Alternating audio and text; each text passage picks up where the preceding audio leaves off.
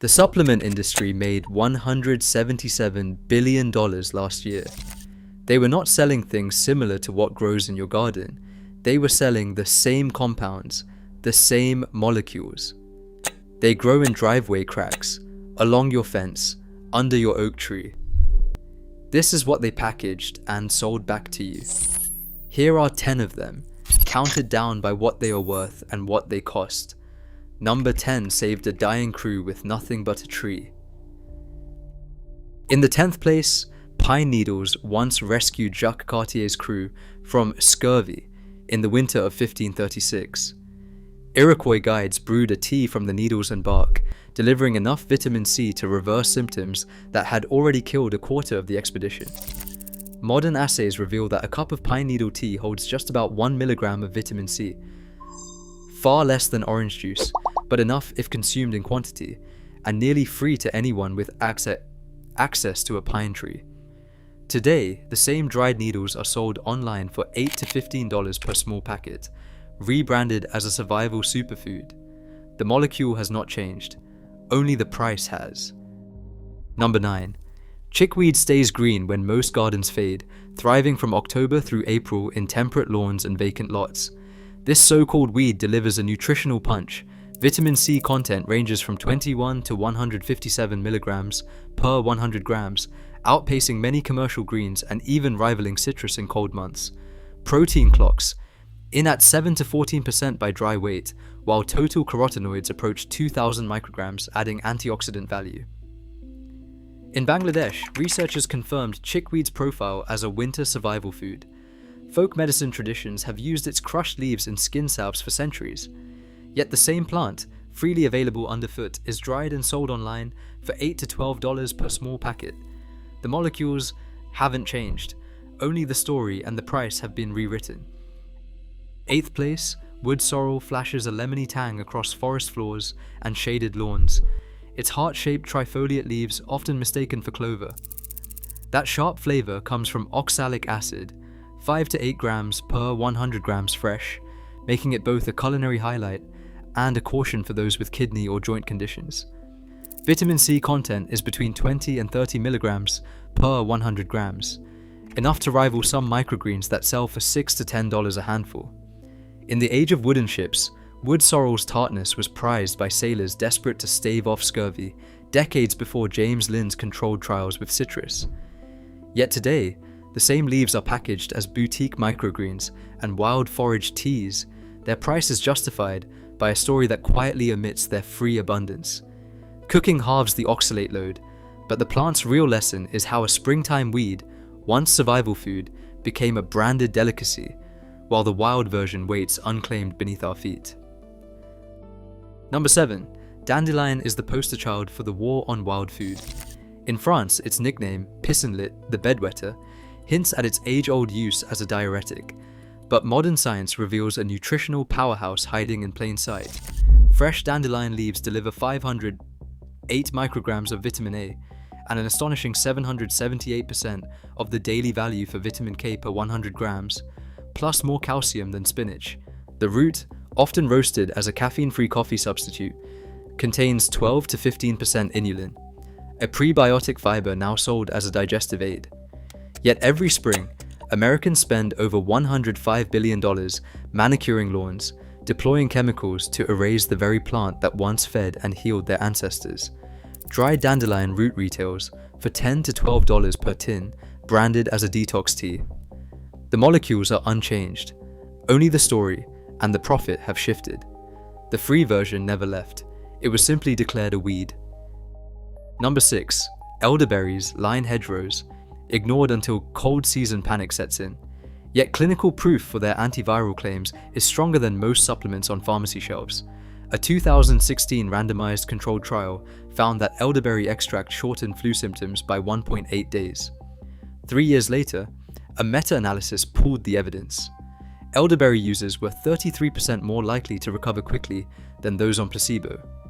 The secret is anthocyanins, 150 milligrams per 100 grams.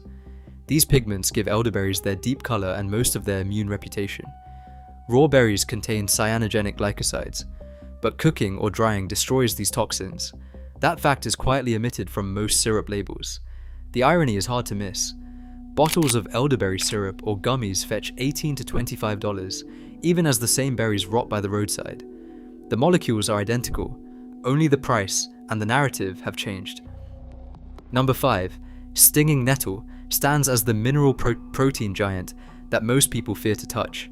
Medieval monasteries once spun its fibers into cloth and prescribed its leaves as a tonic for the poor, but today most encounter nettle only as a weed to avoid. Raw, its hairs inject histamine and acetylcholine, causing a sting that lingers on the skin. A 90-second blanch in boiling water neutralizes the irritants, transforming nettle into a safe, edible green. Dried nettle leaf contains about 481 milligrams of calcium and nearly 7 grams of protein per 100 grams, outpacing many commercial greens and rivaling some animal sources. In 1990, a double-blind trial tested nettle extract against seasonal allergies. Results showed a trend towards symptom relief, though the study was too small for statistical certainty. Despite its wild abundance, the same dried leaves are packaged as teas and capsules, retailing for $8 to $15 per pouch. The molecules are unchanged, only the narrative and the price have shifted. The free version never disappeared. It was simply recast as a stinging nuisance. Number 4.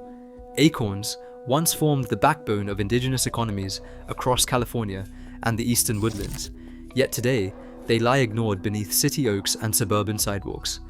The catch is chemistry. Raw acorns contain 5 to 15% tannins by dry weight, enough to turn them mouth-puckeringly bitter, and in quantity, mildly toxic. The ancient workaround is labor, not technology. Cold water leaching involves 3 to 5 rinses. Each time, the brown, tannin-rich water is discarded. That drops the tannin content below 0.5%, while nearly all of the original protein remains. The result is a flour with about 8 grams of protein per 100 grams, plus slow-release carbohydrates and minerals, a nutritional profile that once sustained entire communities through winter.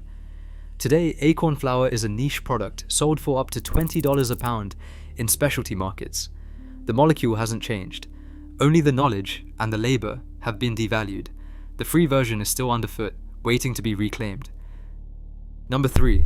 Hawthorn berries blur the line between wild food and official medicine. For centuries, hedgerow foragers gathered these tart red fruits as a heart tonic, but in the modern era, hawthorn has crossed into the clinical mainstream. The German Pharmacopoeia lists hawthorn extract as a treatment for mild cardiac insufficiency, and the German Commission E-monograph grants it formal approval, an honor rarely given to wild plants. In 2008, a Cochrane review pooled 6 randomized trials and found that hawthorn extract improved symptoms and exercise capacity for patients with chronic heart failure, noting modest but measurable gains in an NYHA class. The active compounds, flavonoids, and oligomeric proanthocyanidins, known as OPCS, are quantified at up to 200 milligrams per 100 grams in the raw berry. Yet the same handful of fruit, free for the picking in autumn, is dried and concentrated into capsules that retail for $25 to $40 a bottle. Drug interaction warnings and supplement labels now accompany a fruit that once grew unregulated in every rural thicket. The molecules are unchanged, only the packaging and the price have been elevated. Number 2. Purslane is the omega-3 powerhouse that the $40 billion herbicide market once erased from every crack and garden bed. Fresh purslane packs 300 to 400 milligrams of alpha-linolenic acid per 100 grams, more than any other leafy green, and enough to rival some fish oils in plant form. A trace of EPA is present, but it is the ALA that makes nutritionists take notice. Yet instead of harvesting this succulent weed from driveways and vacant lots, homeowners spend billions on Bayer, Syngenta, and Corteva products specifically engineered to wipe it out. These companies list Purslane by name in their technical sheets, framing it as a pest, while the same plant is sold back as a supplement powder for $20 to $30 per small packet. The irony is sharp. What is free underfoot is targeted for destruction, only to return as a branded superfood. The molecules are unchanged. Only the profit flows have shifted, from the soil to the supply chain, from the commons to the checkout. And finally, In first place, lamb's quarters stands as the wild superfood that defies every excuse for forgetting. Chenopodium album, cousin to the celebrated quinoa, grows for free in vacant lots, alleyways, and neglected gardens, while its South American relatives fetch $10 per kilogram in health food aisles. Spanish colonial authorities once tried to suppress wild chenopods in favor of wheat, fearing crops they could not control. Yet the plant's resilience proved unstoppable. Fresh lamb's quarters leaf delivers 309 milligrams of calcium and 80 milligrams of vitamin C per 100 grams, numbers that outstrip many commercial greens and rival the nutritional profile of its Andean kin. The mealy white dusting on the underside of each leaf is its signature, a field mark for foragers and a warning to those who mistake it for a weed. The seeds, once ground into flour for masa and bread, now reappear in ancient grains mixes at farmers markets, retailing for $8 per 200 grams. The punchline is in the pricing. What was once the backbone of foraged cuisine is now sold back as a premium branded blend. The molecules are unchanged. Only the story and the profit have been rewritten. The free version never left. It was simply hidden in plain sight. Across all 10 entries, one pattern is inescapable. The molecules sold in $177 billion of supplements grow wild, free, and unwanted underfoot. Ownership, not scarcity, drives their erasure. The free version never disappeared. We were taught to forget it. The true scarcity is public knowledge, not nutrition.